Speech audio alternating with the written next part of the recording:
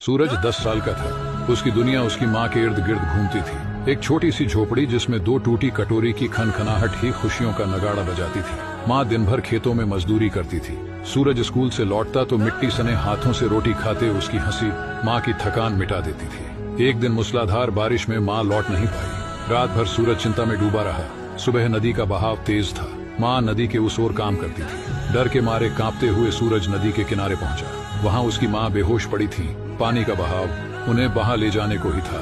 सूरज बिल्कुल समझ नहीं पा रहा था क्या करे। अचानक उसकी नजर खेत में खड़े बांसुओं पर पड़ी। उसने बांस काटकर एक खप्पर बनाया और पानी में कूद पड़ा और अपनी माँ तक पहुँच उसने खप्पर में माँ को लिटाया और तैरता हुआ धार पार कर लाया। माँ को होश आया तो वो दंग रह गई। सूरज की हिम्मत ने उसकी जान बचाई थी। उसे गले लगाकर माँ रो पड़ी। वो जानती थी कि सूरज की आंखों में कुछ कर दिखाने की चमक है, जिसे पूरा करने के लिए उसे शिक्षा चाहिए। उस वक्त माँ ने फैसला लिया।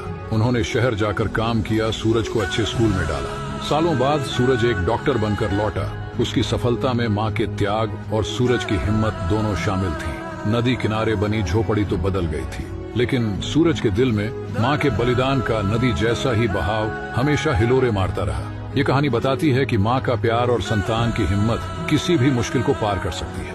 हर सपने को उड़ान देने के लिए बस जरूरी है एक दूसरे पर विश्वास और जिद का न टूटना।